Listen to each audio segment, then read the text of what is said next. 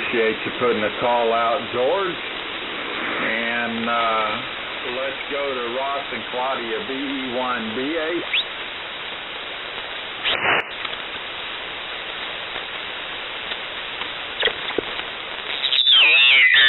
One before, never owned one, but a friend of mine dropped one here, and I had it here for about a month because he wanted me to buy one, but I wouldn't go that way there. Go ahead.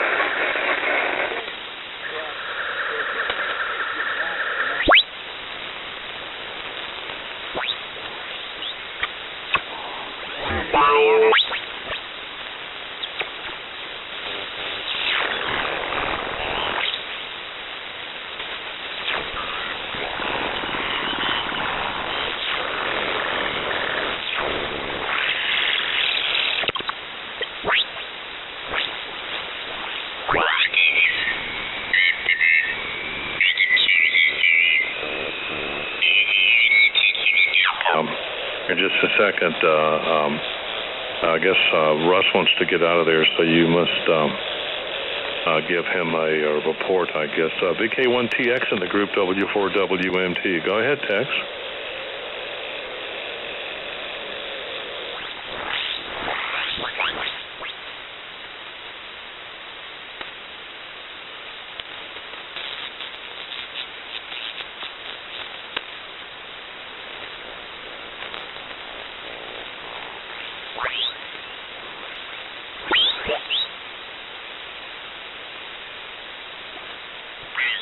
Wear nothing on your hands. You want to wear gloves, probably double set of gloves on your hands when you're working on it because the grease is so bad. Anyway, good morning, Al. Good to hear you. You sound a little bit more bright and chipper this morning. K1GTK, KA1BT.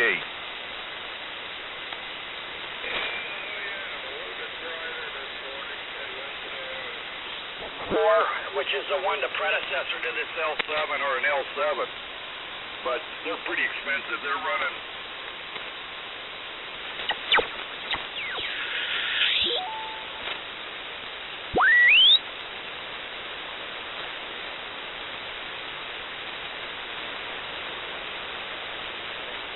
This is KB2 UKA. Is the frequency in use? Is the frequency occupied? KB2 UKA.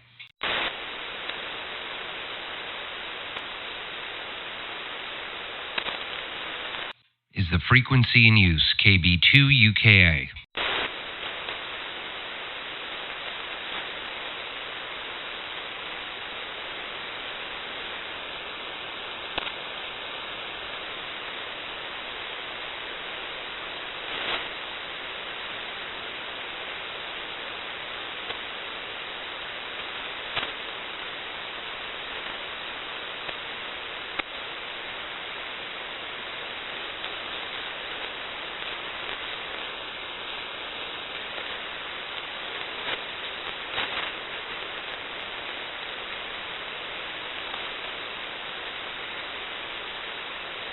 Nothing heard. CQ, CQ, CQ40, CQ, CQ 40 meter, KB2 UKA calling. CQ, CQ, CQ40, CQ, CQ 40 meter. Kilowatt Bravo number 2, Uniform Kilowatt Alpha, CQ40 QRZ.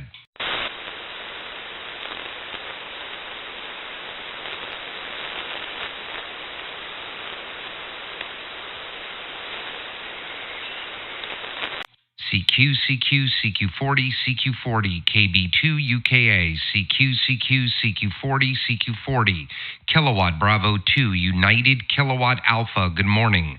CQ, CQ, CQ40, KB2 UKA, QRZ.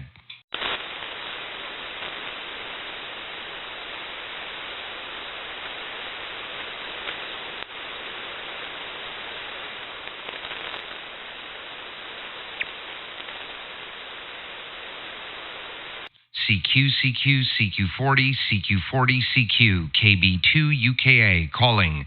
CQ, CQ40, CQ40, Kilowatt Bravo 2, Uniform Kilowatt America, CQ40, KB2 UKA, QRZ.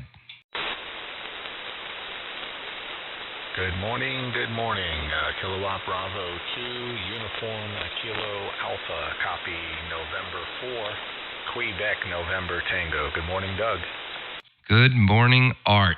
Good morning. Sounding great. The band's noisy. You're 5 and 8, but you sound like you're 10 over. And I saw you for a split second on FT8 a few minutes ago. Over.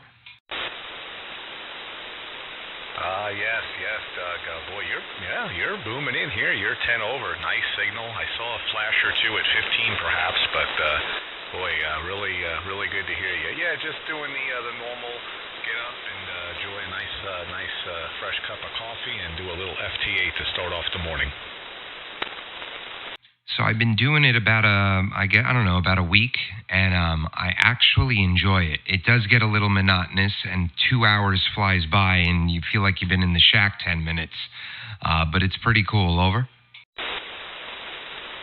Yeah, it's different. We get so used to all the voice stuff and all this, but it's fun just to, quick contact and you log it in, and it gives a good opportunity to check conditions, check the antenna system and amplifier, make sure all the gear here is running well. I always like to use it almost as a test bed, and then also to check band conditions. It's really cool, just from band to band. You see the signals down there on the lower band edges, and it's just a really good reference how propagations might work for the day. Do you notice with your Mercury, the output meter on the amp, do you notice the wattage fluctuate up or down like 10 or 15 watts? Oh, yeah, Doug, 100%. Audible tones, it's not, I can't put my finger on the verbiage here, but the digital transmission, almost like a fax machine sound in a way. Let's use that as an example, or an old USR Robotics 56K. That rhythm, that audio rhythm does fluctuate, almost like, us with our voice kind of like going up and down in different octaves. And of course, you'll see the variation on the watt meter. So yeah, it has a lot to do with the audible tones. Okay, that's what I figured. Yeah, you were right. 500 watts. I'm getting a lot of answers with that. So we're gonna have a hot day up here. I'm sure you're gonna have a hot day. We're in a heat wave, and for once we have no plans. So that means my wife will make plans. Over. Nice. Boy, that sounds good. But yeah, we're gonna be in for some hot, humid weather here as well, and probably a few showers moving through. But yeah, we actually go in on Saturday. It's just a short day. It just kind of bookends the week, and we'll get in there about 9. So yeah, we usually like doing this in the morning. But hey, we've had an opportunity here. It's nice. Little conditions on 40 finally between us. It's hit and miss lately.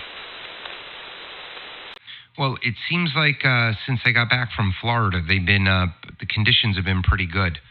I was looking at the space weather report. The SFI is still in the mid-70s, though. At the end of last year, it jumped into the low hundreds, and it hasn't been back there. But I won't complain because, a lot more signals on 40 meters in the early AM like now. Where in the springtime, as you're aware, there was nothing there. Right. Yeah, we're just hoping this isn't just the usual summer sporadic stuff, but the consistency of the SFI, solar flare index, looks promising. It's holding up. It varies up and down. It's the sunspots. Once we start reaching that 100, the optimal will be 220 and 240s, and that's when the cycle is really generating. That's what we need to see. But right now with this sunspot activity, it's kind of hit and miss. But boy, I sure wish this minimum has just been so dragging, and we just hope to have something almost like 19. If a cycle can happen like 19 did in the past, and that's what they're saying. If these numbers tick into the 200 range, we know we're on the way to a peak or a good cycle. Yeah, I've never experienced it, though I may have because I was licensed. I just wasn't paying attention. Do you see this signal on 190? I was listening to him. He's in Maryland. He's got to be 40 over here. So I'm assuming the band, I don't know. I don't want to say it's short because you and I are fine, but maybe it's medium. Do you see him? I don't, Doug. It might be from my area, or no, I'm not catching that signal at all. It's pretty much flat down there. Yeah, he's so strong. I had to use the custom notch filter on him. Big signal, big audio too. Yeah, so that's really it, Art. Everyone's still sleeping in the house. I sleep late on Saturdays, which is 6 a.m. I can't make it past 6. Oh yeah. I do the same thing here. Just kind of quiet time. It's nice, you know. Everything's nice here in the morning hours, and I'll do a little FT8. You know, listen around the bands, maybe make a contact or two, but. Oh yeah, enjoying it. Boy, you're sounding really wonderful. I have to say, Doug, I listen to a lot of streaming. I go from stream to stream. I probably, subscribe to maybe 12 or 14 online streaming, and your audio is just outstanding. Of course, over the air. I mean, that's a no-brainer. But the audio on the YouTube channel. Boy, the way you have that routed, I guess the Behringer has a lot to do with it. The 18, the XAir 18, I guess that's how you're feeding it. So what's really happening is what you're doing with your over-the-air audio, like now, is just perfect on the internet. It sounds really good. Yeah, so it's just VACing it into OBS, but what I'm putting into the software, I'm getting out. What I'm putting into the expert software is coming directly out and feeding over to OBS. I love the way it sounds. It's the way I wanted the analog rack to sound. But I don't know. Like I said the other day when we were talking, a lot of it was trial and error. And, then when it sounds really good, you want to go back in and tweak it more, but I just haven't touched it. No, I think you pretty much are spot on. Over-the-air audio / internet streaming audio. You really capture the post and the pre and the post. It's so close. It's amazing. I've heard so many guys. They sound great over the air. It's like, oh man, what's going on with your streaming audio?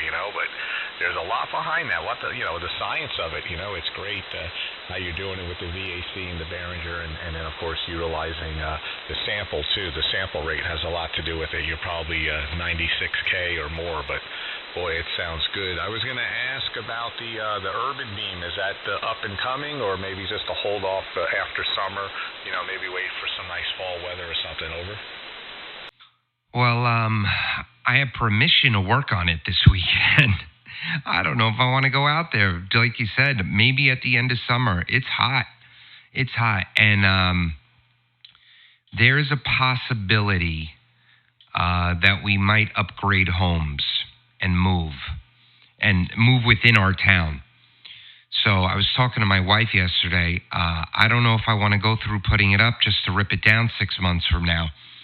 So there's a small chance it'll go up. There's a larger chance it'll go up, but just on that little tripod I have out on the roof, and maybe just get it 34 feet in the air and not put in the tower and all that, the roof tower, because that'll just be more that I have to take down. And or there's a chance that I rent a storage facility and keep it in there with a bunch of other crap that will end up moving also. So I don't know, Art. I don't know. If this antenna wasn't working well, it probably would be up months ago. But because this thing works, I might just hold off.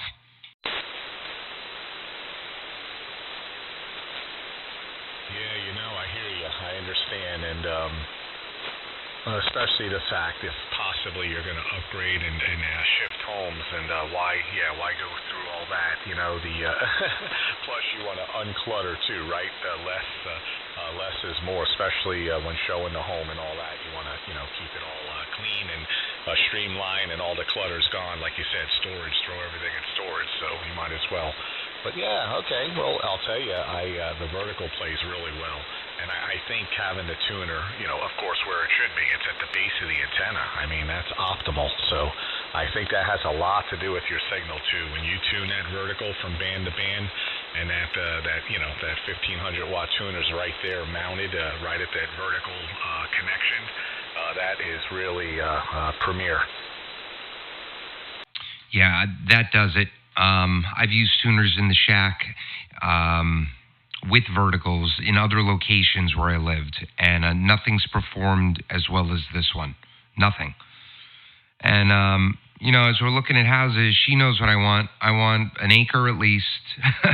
I'd love the backyard. I'd love the perimeter of the property to be lined in very tall trees, because, then I could use the urban beam for 6 through 40 and maybe run a beverage receive out in the, a few feet up in the tree line.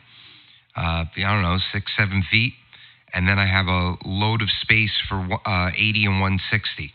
Because, like I've told you before, here I'm on slightly less than a quarter acre.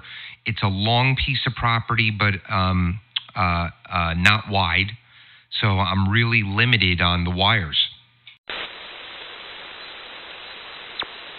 Oh, exactly.